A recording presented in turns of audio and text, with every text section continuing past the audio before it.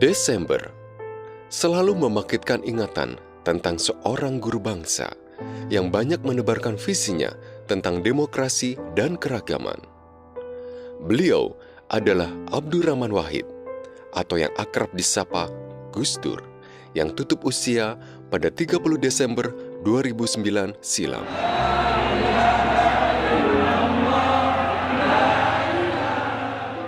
Sepanjang hidupnya, Presiden Indonesia keempat ini tak pernah lelah menyuarakan keberpihakannya pada mereka yang berbeda, pada kelompok-kelompok yang didudukkan sebagai lian. Gus Dur senantiasa ada buat mereka. Ia tak berkenan ada masyarakat yang dipinggirkan hanya karena berbeda.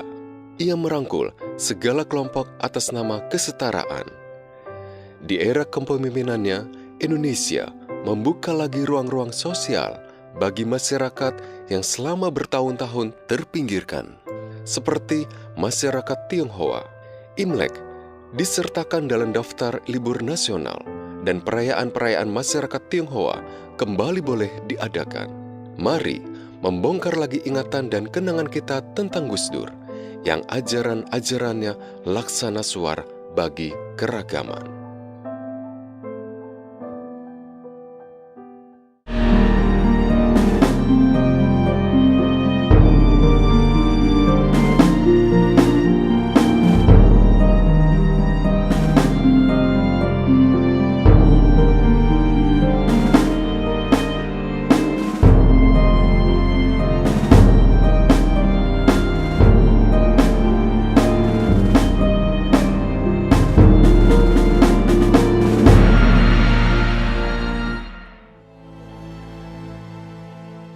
Abdurrahman Wahid lahir di Jombang, Jawa Timur. Di tengah keluarga yang kental tradisi Islam serta tinggi intelektualitas dan nasionalismenya. Kakek Abdurrahman Wahid, Hadratus Syaikh Kiai Haji Hasyim Asy'ari, adalah pendiri Nahdlatul Ulama, organisasi Islam paling besar di Indonesia. Sementara ayahnya, Wahid Hasyim, pernah menjadi Menteri Negara di era pemerintahan Soekarno. Baik kakek maupun ayah Gus Dur mendapat gelar pahlawan untuk kontribusi besarnya bagi negara. Gus Dur merupakan putra sulung dari 6 bersaudara. Ibunya, Hajah Soleha, juga datang dari keluarga berlatar Islam yang kuat. Kakeknya, dari ibu Kiai Haji Bisri Syansuri, merupakan ulama terpandang yang mendirikan pesantren Mambaul Ma'arif Denanyar, Jombang. Putra sulung Wahid Hasyim dan Soleha itu memiliki nama lengkap Abdurrahman Adakil. Adakil sendiri berarti sang penakluk. Namun nama tersebut tidak cukup dikenal dan diganti dengan nama Wahid yang kemudian lebih melekat dengannya. Belakangan ia justru lebih akrab disapa dengan Gus Dur. Gus, sebutan kehormatan khas pesantren kepada seorang anak kiai yang berarti abang atau mas. Bila melihat garis leluhurnya, Gus Dur sejatinya memiliki darah Tionghoa dari Tan Kim Han yang menikah dengan Tan Alok, saudara kandung dari Raden Patah, pendiri Kesultanan Demak yang bernama Tionghoa Tan Eng Hoa. Semua putri sama sih dekatnya dengan beliau. Beliau punya hubungan yang berbeda-beda ya dengan masing-masing anaknya gitu. Jadi kalau dengan saya seperti apa, adik saya yang nomor 3, nomor 3 ya Anita, itu dia pernah nih nggak pulang-pulang ke rumah Ciganjur, dia diparanin ke kos-kosannya gitu. Padahal Gus Dur itu waktu itu sudah selesai jadi presiden, artinya mantan presiden maranin anaknya di kos-kosan gitu kan. Jadi semuanya punya hubungan yang spesial. Saya tidak pernah merasa sebagai anak yang paling disayang, tapi saya juga nggak pernah merasa adik saya lebih disayang dari saya, itu nggak juga gitu. Gus Dur itu kan suka bercanda ya, dan Inayah itu juga suka bercanda gitu ya. Yeni itu juga sebetulnya suka bercanda gitu, suka ngejoke gitu. Jadi kita biasanya kalau ketemu itu makan, bercanda, udah itu aja gitu. Sama kecuali kalau lagi pembicaraannya serius begitu ya. Kalau pembicaraannya serius ya kita serius, kita bisa bertanya apa aja, kita bisa mempertanyakan, kenapa Bapak begini, kenapa sih Pak Bapak ngomongnya begini, Pak kok Bapak sikapnya begini, begitu. Itu kita bisa nanya bebas Mbak gitu. Jadi kami beruntung karena orang tua kami sangat egaliter ya, kita bisa nanya apa aja gitu. Jadi bondingnya itu juga personal. Kalau saya sih ngobrol sama Gus Dur. Kalau Inayah itu dia nemenin Bapak gitu. Karena yang tinggal di rumah sampai Gus Dur wafat itu kan Inayah gitu. Jadi beda-beda ya bondingnya. Kalau sama ibu kita lebih banyak. Ibu itu ya khas ibu gitu ya. Jadi sering mengingatkan kita jaga kesehatan ini ya, kayak gitulah gitu ya. Tetapi kan beliau orang yang sangat resilient, sangat tangguh gitu. Sementara kalau Gus Dur ya kita kalau misalkan ada masalah gitu kita minta nasihat, minta pandangan kepada Gus Dur dan itu sangat beliau responsnya tuh sangat memperkaya kita gitu.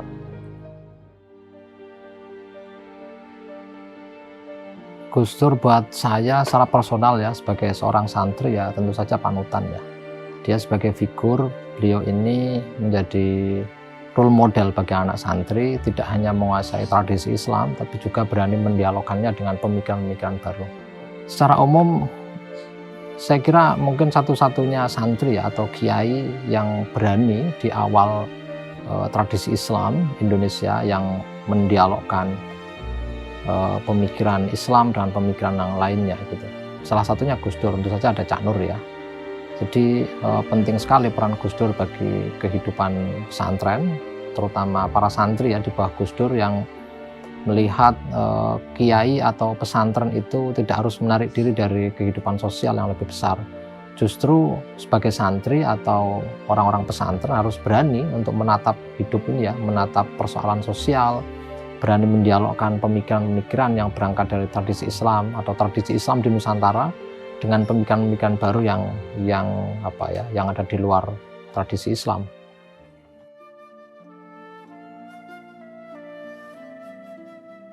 Ya, saya kira inilah kehebatan daripada dunia pesantren. Memang dicitrakan mereka ini seolah-olah berkultur sangat konvensional dan tradisionalis. Dalam kenyataannya sebetulnya para kiai itu memberi kesempatan kepada para santri untuk membuka wawasan berpikir seluas-luasnya. Dan generasi NU di masa Gus Dur itu adalah orang-orang yang berpikiran sangat terbuka. Jadi mereka sejak muda terbiasa untuk membaca berbagai macam literatur, bukan hanya literatur kitab kuning yang biasa diajarkan di pesantren, dan bahkan buku-buku filsafat ya, buku-buku sosial, buku-buku politik, sastra dan sebagainya yang memang ketika itu menjadi satu bacaan yang wajib ya di kalangan para intelektual Indonesia, dan ini dikuasai dengan baik oleh Gus Dur ya, dan bahkan dia lebih lagi dalam mengkaji semua itu, dan itu tercermin dari berbagai tulisan ataupun berbagai narasi yang dia kembangkan ketika berkomunikasi dengan masyarakat. Jadi sosok Gus Dur sebagai seorang intelektual publik ya, orang yang menyuarakan secara kritis ya, kondisi masyarakat ketika itu dan bagaimana menyikapi berbagai permasalahan yang ada, itu ketika itu menjadi satu gambaran tentang sosok Gus Dur di tengah masyarakat. Sehingga secara perlahan melalui bacaannya yang luas dan kemampuannya yang untuk melihat segala permasalahan dengan kritis, Gus Dur mulai diterima sebagai tokoh masyarakat dan bahkan pemimpin masyarakat.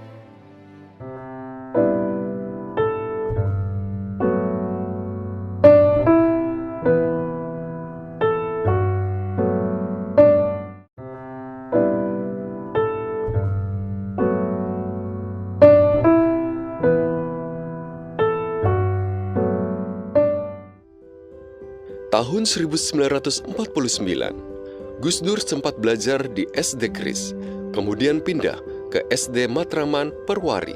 Ayahnya selalu menyemangati Gus Dur untuk banyak membaca. Tak hanya buku-buku tentang Islam, tapi juga buku-buku populer, majalah, dan koran untuk memperluas pengetahuannya. Gus Dur pernah mengalami kesulitan belajar di sekolah menengah pertama yang tahun 1954, setahun setelah ayahnya wafat. Sang ibu kemudian mengirimnya ke Yogyakarta untuk meneruskan pendidikan SMP sambil berguru agama kepada Kiai Haji Ali Maksum di pesantren Krapyak. Selulusnya dari SMP tahun 1957, Gus Dur meneruskan pendidikannya di pesantren Tegalrejo di kota Magelang. Ia menjadi murid yang amat cemerlang dan ia menyelesaikan seluruh tingkat pendidikannya. Tahun 1959, Gus Dur pindah ke pesantren Tambak Beras di Jombang. Gus Dur yang telah mulai aktif menulis di usia muda, menerima beasiswa dari Kementerian Agama untuk melanjutkan pendidikan di Universitas Al-Azhar di Kairo pada 1963. Kota ini adalah kota besar pertama yang dikunjunginya dan ia pun terpesona olehnya. Gus Dur pun terhubung dan terlibat dengan Asosiasi Pelajar Indonesia, bahkan menjadi jurnalis majalah asosiasi tersebut. Ia akhirnya urung menjalani studi di Universitas Al-Azhar. Ia berbelok dan berkuliah di Universitas Baghdad di Irak, mengambil Fakultas Arab, jurusan Sastra Arab. Ia lulus tahun 1970. Selulus kuliah sarjana, Gus Dur ingin melanjutkan pendidikan di Universitas Leiden. Sayangnya, Universitas Baghdad tak diakui oleh universitas tersebut dan membuat Gus Dur terpaksa melepas mimpinya bersekolah di negeri Belanda. Namun, alih-alih bersedih karena tak bisa melanjutkan kuliah, ia memilih untuk bertualang dulu di Jerman dan Perancis sebelum akhirnya kembali ke Indonesia pada 1971. Sebetulnya sejak bertemu dengan Gus Dur pertama kali tahun 79 itu, paman saya khususnya, Kiai Mustafa Bisri yang sudah berteman dengan beliau sejak sangat lama, sejak remaja, sering menceritakan kepada saya tentang kehebatan-kehebatan Gus Dur, sehingga saya mulai tertarik kepada Gus Dur sebetulnya. Tapi ketertarikan yang lebih dalam yang diikuti dengan keinginan untuk memahami lebih banyak tentang Gus Dur ini mulai tahun 1984 setelah Gus Dur terpilih sebagai Ketua Umum Pengurus Besar Nahdlatul Ulama pada Muktamar ke-27 di Situbondo. Saya mulai seiring dengan meroketnya nama Gus Dur dalam kancah dinamika nasional, dengan sendirinya saya kemudian mulai banyak membaca karya-karya Gus Dur, membaca berita-berita tentang Gus Dur, membaca tulisan-tulisan Gus Dur mulai saat itu.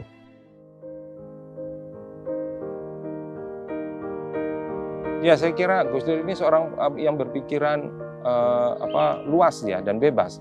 Dia tidak bisa dikerangkai oleh satu bidang ilmu. Nah, karena itulah kemudian saya kira bangku kuliah itu seperti membelenggu Gus Dur, sehingga minatnya dia untuk menyelesaikan jenjang pendidikan menjadi melemah dan tidak menguat lagi. Nah, itulah saya kira menyebabkan kemudian Gus Dur memilih untuk tidak melanjutkan pendidikannya. Tetapi pada akhirnya ketika di Baghdad dia menyelesaikan pendidikannya sampai ke tingkat sarjana ya, ketika itu ya.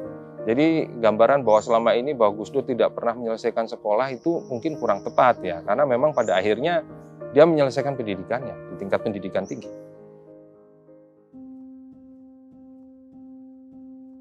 Umumnya orang-orang itu ya yang dihadapi itu, yang dipikirkan, kalau sedang kuliah yang dipikirkan ya pelajaran kuliah.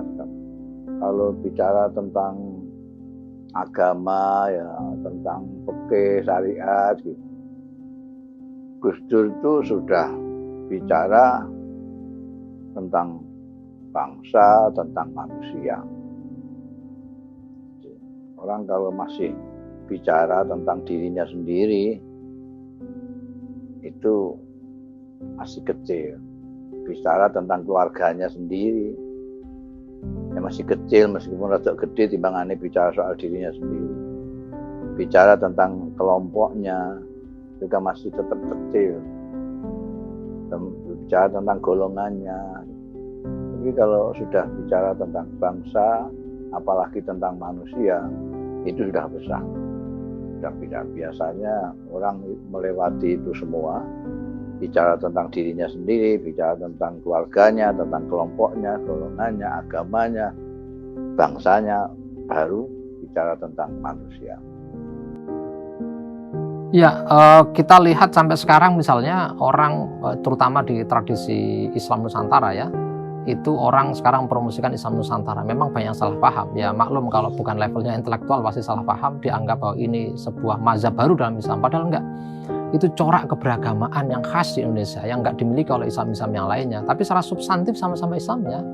Akarnya, asal usulnya sama Islamnya, Qurannya sama, hadisnya sama gitu. Cuman interpretasi dan praktiknya itu yang khas Nusantara. Nah itu sebenarnya kalau kita lacak itu ada akarnya dalam pemikiran Gus Dur namanya pribumisasi Islam.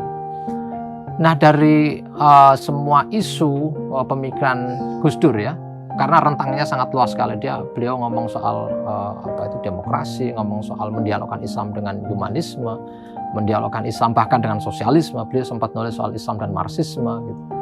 Dan ini nggak pernah lepas dari kepesantrenannya, itu yang unik gitu. Jadi beliau berani membangun sintesa atau minimal membangun percakapan akademik ya antara tradisi Islam dengan tradisi di luar Islam. Nah itu yang menurut saya melekat ya dalam kesadaran kaum santri, bahkan menjadi kontribusi penting di dalam diskursus keislaman di Indonesia.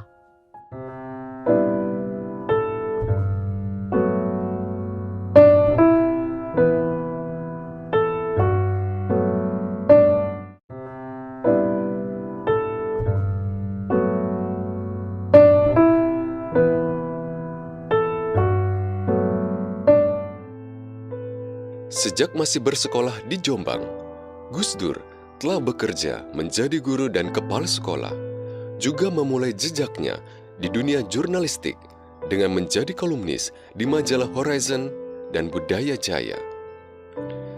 Setamat kuliah di Baghdad dan kembali ke Indonesia, Gus Dur meneruskan aktivitas menulisnya dengan menjadi kolumnis dan kontributor berbagai majalah, surat kabar, dan jurnal seperti majalah Tempo, Harian Kompas, dan jurnal Prisma. Ia pun mulai kerap tampil sebagai pengamat sosial dan diundang ke berbagai forum. Menariknya, kendati telah mulai dikenal dan sukses sebagai intelektual dan pengamat sosial, Gus Dur tak gengsi mencari rezeki tambahan dengan berjualan kacang dan mengantarkan es.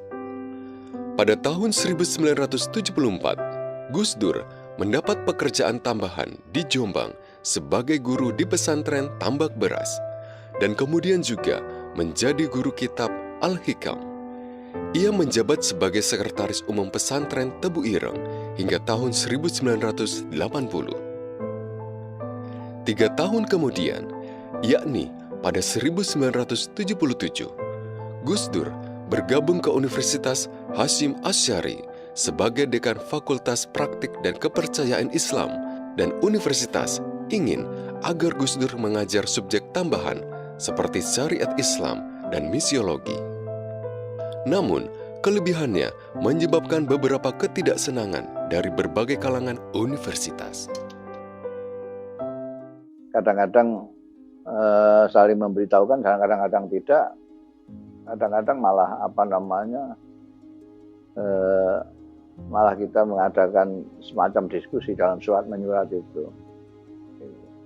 Kecuali kalau misalnya persoalan NU segala macam, itu hampir senada, cuma kalau beliau kan untuk tingkat menengah ke atas. Jadi beliau itu kalau nulis untuk koran itu harus menurunkan sampai 4 derajat.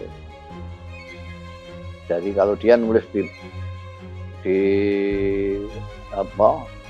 Prisma di mana itu lain dengan nulis di koran atau di majalah. Kalau saya kan ya nulis di mana saja ya begitu itu. Ya, jadi memang Gus Dur ketika itu melihat potensi yang paling besar untuk melakukan perubahan-perubahan dan perbaikan situasi Indonesia di tengah masa pemerintahan Orde Baru yang memang ketika itu aspirasi politik tidak terlalu terbuka ya, karena pemerintah Orde Baru tentu saja ingin mengendalikan sistem politik di Indonesia agar untuk melanggengkan kekuasaan yang ketika itu ada di tangan Presiden Soeharto. Nah, inilah berkat daripada kecermatan Gus Dur dalam membaca konstelasi politik di Indonesia ketika itu sehingga dia bisa menghidupkan NU sebagai salah satu organisasi yang memberikan alternatif pandangan di dalam menyalurkan aspirasi masyarakat. Dan ketika itu saya kira yang bersipati kepada Nahdlatul Ulama bukan hanya para Nahdien atau para umat Nahdlatul Ulama, bahkan umat-umat dari berbagai agama lain ataupun berbagai ormas lain, dan bahkan kekuatan-kekuatan politik yang tidak tertampung aspirasinya semasa Orde Baru. Itu banyak yang kemudian berhimpun ya di dalam visi yang dibawa oleh Gus Dur ketika itu. Beliau berdua itu jarang sekali menasehati apalagi ngatur. Itu jarang banget. Kamu harus begini, kamu harus begitu tuh hampir nggak pernah ya. Yang ada beliau memberikan teladan. Jadi kami itu, saya misalnya, saya tumbuh jadi pekerja keras karena malu Mbak, bapak ibunya pekerja sangat keras. Saya jadi orang yang nggak bisa cengeng dalam hal kalau ada masalah, ada kendala gitu terus saya cengeng, saya nggak jadi, saya menyerah, itu nggak bisa karena ibu saya seperti itu gitu. Dengan segala keterbatasannya beliau bisa lulus kuliah, dulu diramalkan nggak bisa bangkit ya, nggak bisa, maksudnya kan waktu itu lumpuhnya dari sini sampai bawah. Tapi sekarang beliau bisa berjalan dengan dituntun selama beberapa langkah, selesai kuliahnya, bisa nulis, itu ya karena beliau tidak menyerah. Begitu juga dengan Gus Dur. Gus Dur ketika kondisi kesehatannya makin menurun, kemudian nggak bisa melihat, tapi beliau masih bisa jadi presiden. Ya gimana kita jadi anaknya mau sedikit-sedikit ngeluh ya nggak bisa gitu. Artinya beliau berdua memberikan dari teladan. Bagaimana beliau memperlakukan orang yang berbeda. Itu membuat kami belajar tentang respecting others gitu. Nggak kemudian pokoknya terhadap minoritas kamu begini-begini. Nggak ada. Tapi bagaimana beliau terhadap semua orang itu berlaku sama dan bahkan selalu berada di depan ketika ada kelompok lemah itu didolimi. Nah itu membuat kami melihat manusia itu setara. Ada dua hal.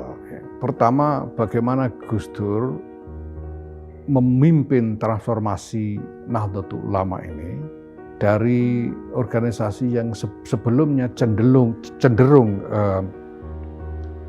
katakanlah introvert, inward looking, cenderung lebih berpikir ke dalam, menjadi organisasi yang lebih terbuka, lebih mau melihat keluar. Dan bahkan Gus Dur tidak hanya melakukannya dengan cara menularkan wacana, tapi beliau melakukan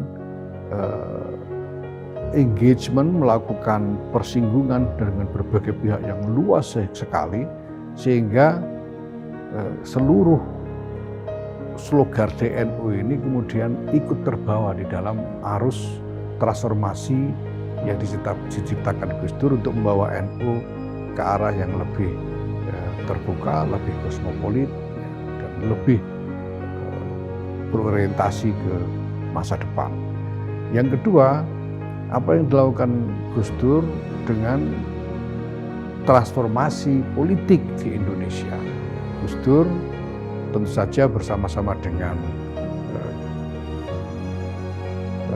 jaringan kawan-kawan seperjuangannya seperti Cak Nurholis Majid, kemudian ada Pak Marsilam Simanjuntak, ada Pak Sofyan Effendi, Pak Dawam Raharjo, dan lain sebagainya. Gus Dur pada waktu itu ikut serta di dalam perjuangan mentransformasikan politik Indonesia ini dari gungkungan politik yang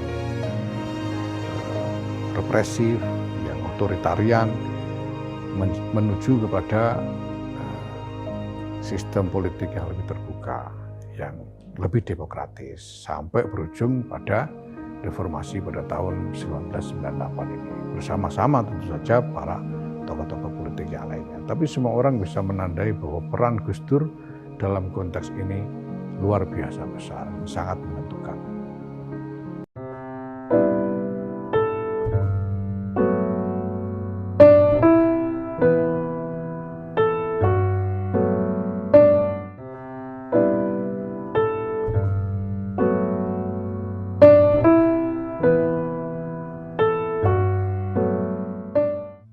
Keterlibatan dengan Nahdlatul Ulama, organisasi yang didirikan oleh kakeknya, dimulai Gus Dur pada 1980 dengan menjabat sebagai seorang khatib awal PBNU. 4 tahun setelahnya, ia diangkat sebagai Ketua Dewan Tanfiz PBNU. Gus Dur tak hanya bergiat di NU, ia pun pernah menjabat sebagai Ketua Majelis Ulama Indonesia atau MUI pada 1987. Sebelum pada tahun 1989, karirnya pun meningkat dengan menjadi seorang anggota Majelis Permusyawaratan Rakyat Republik Indonesia. Kala itu, tak ada yang menduga bahwa 1 dekade kemudian, yakni pada 1999 hingga 2001, ia akan menjabat sebagai Presiden Republik Indonesia. Dengan demikian, Presiden Republik Indonesia masa bakti 1999 sampai 2004 ada yang terhormat Saudara Abdurrahman Wahid. Allahu Akbar. Hal yang juga tak bisa dilepaskan dari kiprahnya adalah kegigihannya menegakkan demokrasi dan pluralisme atau keragaman. Ia terlibat aktif dalam gerakan-gerakan pro-demokrasi untuk menantang kebijakan-kebijakan pemerintah Orde Baru yang kian hari kian represif. Kegiatannya mendukung gerakan pro-demokrasi dan keragaman ini membuatnya dianugerahi banyak penghargaan. Antara lain, Raymond Magsaysay Award, Tasrif Award dari Aliansi Jurnalis Independen, penghargaan dari Simon Wiesenthal Center, Medal Valor. Gus Dur pun dinobatkan sebagai Bapak Tionghoa oleh beberapa tokoh Tionghoa Semarang di Kelenteng Tai Kaksi, Gang Lombok di Semarang, Jawa Tengah. Sejak 84 itu, saya memang kemudian sangat terdorong untuk lebih serius belajar tentang Gus Dur. Saya terus mengikuti berita-berita tentang Gus Dur, pernyataan-pernyataan beliau, tulisan-tulisan beliau, baik kolom-kolom pendek maupun tulisan-tulisan ilmiah. Bahkan saya memburu tulisan-tulisan Gus Dur yang ditulis sebelum tahun 84 itu. Gus Dur ini memang seorang yang hadir untuk melakukan transformasi dalam skala yang luas sekali dalam kehidupan berbangsa dan bernegara, terutama dalam politik.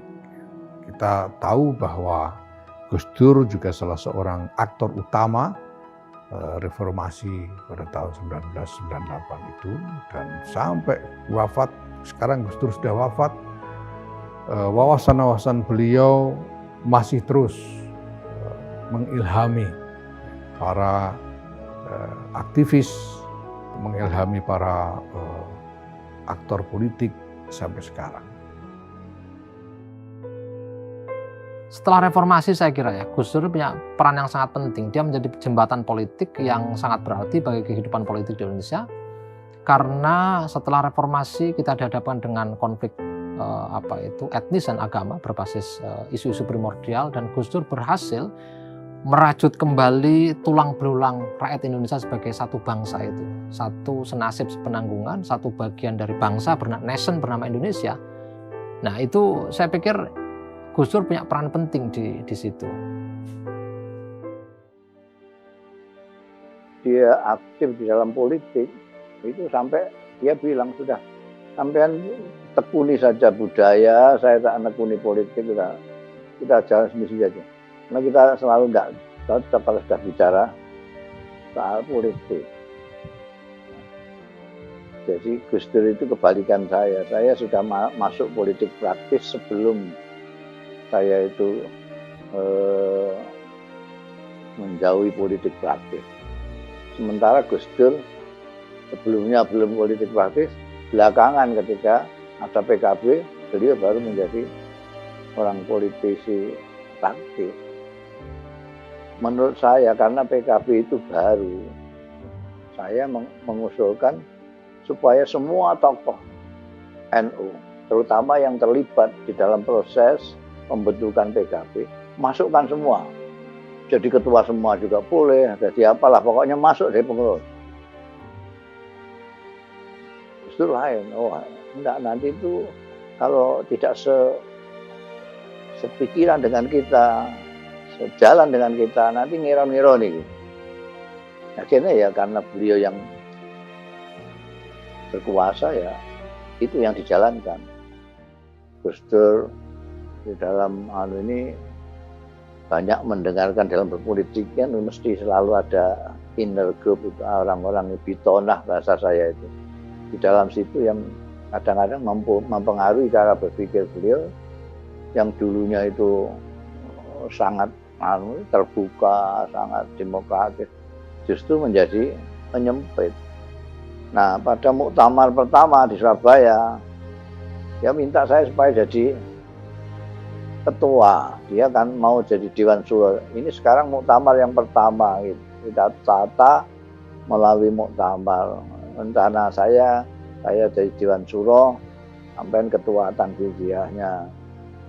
Kalau itu wakil saya, wakil Dewan Suro. Saya bilang nanti sekretarisnya Muhaimin apa Yahya. Iya. Wah, itu namanya betul-betul PKB. Partai Keluarga Bisri itu, Bisri Samsuri sama Bisri Mustafa. Jadi dia ketawa aja. Jadi Gus Dur itu ternyata berpolitik bersegala macam itu juga ecek-ecek bagi mereka, sampean gitu aja. Banyak sekali acara-acara yang dibuat oleh masyarakat yang membicarakan tentang bagaimana melanjutkan perjuangan Gus Dur. Lalu di setiap acara itu pasti ada kelompok minoritas yang bertanya, dulu kami kalau ada apa-apa kan ngadunya ke Gus Dur, sekarang kami ngadu ke siapa? Siapa yang akan melindungi kami? Itu pertanyaannya banyak sekali yang seperti itu. Jadi akhirnya, waduh ini perjuangan Gus Dur harus ada yang melanjutkan dan kita nggak mungkin melanjutkannya sendiri. Jadi akhirnya kita mengambil pilihan untuk mengumpulkan murid-murid Gus Dur itu yang ada di mana-mana dan kita ajak untuk ayo jalan bareng dong kita biar saling memperkuat karena mencari pengganti Gus Dur ya susah gitu. Tapi kalau kita sama-sama bekerja bareng-bareng terkonsolidasi, mungkin kita bisa melanjutkan apa yang dulu dilakukan oleh Gus Dur.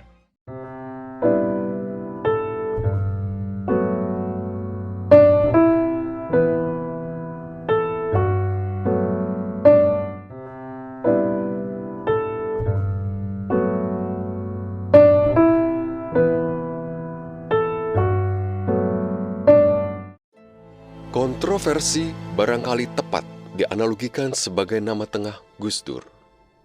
Pendapat dan langkah-langkah politiknya penuh kejutan. Cetusan-cetusannya dalam mengomentari sebuah kondisi politik pun kerap menggelitik dan menjadi sebuah jargon yang melekat dengannya hingga jauh hari. Salah satunya adalah kalimat, "Gitu saja kok repot." Itu saja kok repot-repot memahami. Apa saja kontroversi yang menonjol sepanjang karir politiknya? Ya saya kira dia tidak berusaha untuk meraih satu kekuatan politik yang sifatnya sektarian ataupun berpihak pada kelompok tertentu ya. Dia tetap berdiri di atas seluruh kepentingan bangsa Indonesia. Nah saya kira disinilah kemudian terlihat sosok kenegarawanan Gus Dur. Dia tidak berpihak kepada kekuatan politik manapun. Walaupun mendirikan Partai Kebangkitan Bangsa, tapi tidak ada keinginan untuk menjadi presiden lagi. Nah saya kira disitulah kita melihat kebesaran dari sosok Abdurrahman Wahid. Bahwa dia menempatkan kepentingan bangsa dan negara di atas kepentingan pribadi maupun kepentingan kelompok. Ya itu Gus Dur itu menganggap banyak masalah itu kecil sekali. Begitu aja kok repot itu, soal PKB aja kok repot.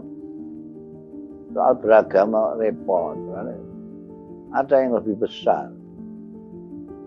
Itu bagaimana mengikat persaudaraan kemanusiaan ini. Kalau yang lain-lain nggak repot, Gus Dur nggak ada yang repot. Jadi presiden juga repot, mundur dari istana juga nggak repot.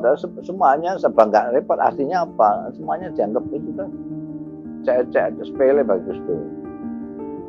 Karena ada yang lebih besar. Pada mulanya memang misalnya setiap Jumat perut rasanya mules karena saya tahu harus menjawab banyak pertanyaan dari wartawan. Tapi lama-lama kita terbiasa karena kita juga memahami bahwa Gus Dur itu menjadi kontroversial persis karena memang beliau ingin melakukan transformasi secara substansial. Karena beliau memang tidak mau hanya ikut begitu saja pada kemapanan yang ada, karena beliau yakin bahwa kemapanan ini harus ditransformasikan. Misalnya tentang istana. Kemapanan yang ada pada waktu itu adalah bahwa istana itu sakral, tidak semua orang bisa masuk, tempat yang angker gitu ya. Harus hanya orang-orang tertentu saja yang masuk.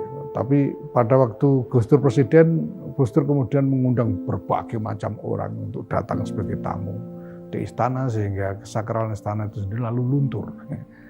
Ini kontroversial, tapi memang itu transformasi yang diinginkan oleh Gus Dur untuk mendekatkan istana kepresidenan ini kepada rakyat. Nah, hal-hal semacam ini yang memang dilakukan oleh Gus Dur sepanjang karirnya. Hanya melihat diri saya ini sebagai semacam aksesori saja untuk presiden. Saya tidak punya koordinat sendiri di dalam peta politik. Jadi saya hanya mengikuti apapun yang dilakukan oleh presiden dan apapun yang terjadi dengan presiden. Nah, sehingga saya sendiri tidak terlalu banyak berpikir. Saya juga tidak dalam posisi untuk memberikan masukan-masukan pada presiden dan sebagainya. Saya hanya mengikuti begitu saja. Ikut arus apa yang dilakukan oleh, aliran apa yang dilakukan oleh presiden. Nah, memang ada saat-saat yang sangat menegangkan terkait dengan masa-masa beliau diminta untuk lengser itu. Tapi semua itu saya lihat setelah saya refleksi kembali sesudahnya, saya melihat ini adalah satu dinamika di mana Gus Dur ingin mengedepankan penegakan moral kepresidenan daripada kalkulasi politik. Politik boleh kalah, tapi moralitas kepresidenan ini harus tegak. Itu yang dilakukan oleh Gus Dur. Ya, pada waktu sebelum maklumat itu ditandatangani dan diumumkan, Gus Dur mengundang beberapa orang tokoh. Saya ingat waktu itu ada Pak Marsilam Simanjuntak, ada Pak Mahfud MD, ada Pak Todung Mulya, dan kemudian Gus Dur meminta masing-masing menyampaikan pandangannya, apa yang perlu dilakukan, apa yang posisi konstitusional yang sekarang ada pada presiden dan seterusnya. Kemudian presiden tidak membuat diskusi, beliau hanya mendengarkan masing-masing bicara. Kemudian beliau katakan, baik, saya sudah dengar semua, saya sekarang akan berpikir untuk membuat keputusan. Kemudian beliau meninggalkan ruangan dan sudah itu tidak lama kemudian saya tidak tahu siapa yang ditugaskan untuk mendraft naskah maklumat itu.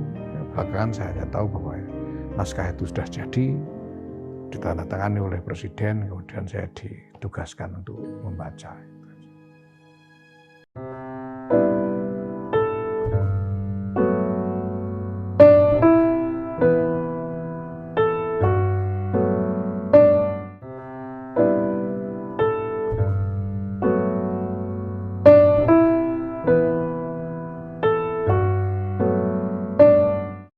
Kendati aktif dan selalu penuh energi, sejak lama Gus Dur mengidap berbagai penyakit yang perlahan tapi pasti terus mengikis kesehatannya. Selain diabetes dan gangguan ginjal, gangguan penglihatan yang ia alami membuat Gus Dur yang begitu gemar membaca terpaksa memerlukan bantuan orang lain untuk membaca dan menulis. Beliau pun beberapa kali terkena serangan stroke. Beliau tutup usia pada Rabu 30 Desember 2009 di Rumah Sakit Cipto Mangunkusumo, Jakarta pada pukul 18:45 akibat berbagai komplikasi penyakit yang dideritanya sejak lama. Sebelum wafat, ia harus menjalani hemodialisis atau cuci darah rutin. Seminggu sebelum dipindahkan ke Jakarta, ia sempat dirawat di Jombang seusai mengadakan perjalanan di Jawa Timur. Barangkali perjalanan tersebut merupakan caranya berpamitan dengan para leluhur di mana akar jiwanya tertambat. Kini, Gus Dur telah bersemayam dengan keabadian di sebelah utara pusara kakeknya yang juga pendiri Nahdlatul Ulama atau NU, Kiai Haji Hasyim Asy'ari di Pondok Pesantren Tebu Ireng, Jombang, Jawa Timur. Sebelum beliau ke Jombang dan kemudian kolaps, ya. Seminggu sebelumnya itu beliau dalam perjalanan ke Jombang itu sebetulnya juga mampir ke Rembang untuk bertemu dengan paman saya, Kiai Mustafa Bisri, dan saya ikut menemui beliau. Beliau bicara tentang banyak hal, termasuk tentang NU, dan memang beliau sudah kelihatan lemah sekali. Kemudian belum melanjutkan perjalanan ke Jombang. Saya memang tidak ikut serta mendampingi sampai ke Jombang atau ke Jakarta, karena saya memang sudah pulang kampung waktu itu dari Jakarta, harus menunggu pesantren di rumah. Saya hanya kemudian berangkat ke Jombang untuk acara pemakaman. Dan saya lihat itu memang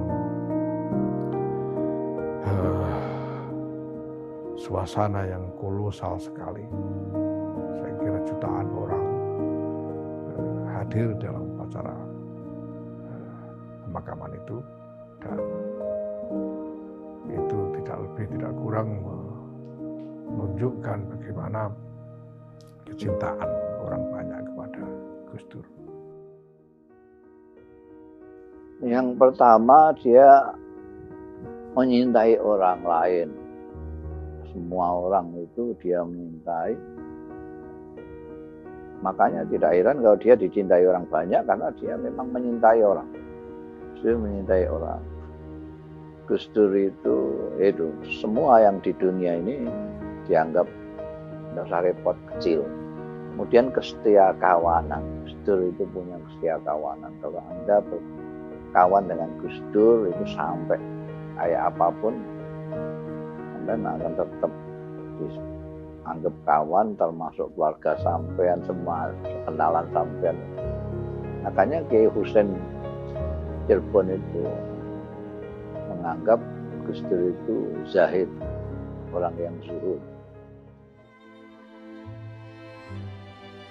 Kenangan terdalam saya dengan Bapak itu ya banyak ya Mbah. Banyak banget, itu bisa ceritanya sampai bulan depan. Jadi saya pernah mendampingi Gus Dur itu waktu beliau menerima Ramon Magsaysay Award dari Ramon Magsaysay Foundation, itu seperti Nobel Asia gitu, dan itu pengalaman berkesan buat saya karena beliau betul-betul dianggap sebagai tokoh yang itu kategorinya public leadership. Jadi bagi saya itu pengalaman pertama melihat penghargaan dari secara internasional untuk Gus Dur. Tapi pengalaman yang paling buat saya itu adalah pada saat mendampingi Gus Dur mengikuti forum, namanya Forum 2000, di mana para pemikir dunia waktu itu sedang berkumpul. Jadi ada Dalai Lama, ada Elie Wiesel, ada Frederick de Klerk yang menghentikan atau membubarkan apartheid, ada Kanselir Helmut Kohl, pokoknya macam-macam deh. Itu berpikir tentang dunia masa depan yang ingin diwujudkan begitu. Dan bagaimana mereka kemudian mendengar visi Gus Dur dan mereka seperti terpesona begitu. Jadi buat saya wow gitu. Beristirahatlah tenang, Gus. Meski demokrasi dan pluralisme di negeri kita masih harus terus kami rawat dan jaga, kami tak khawatir. Sebab ruh, pemikiran, semangat, dan lelucon-lelucon cerdasmu akan selalu menemani dan menjadi suara kami.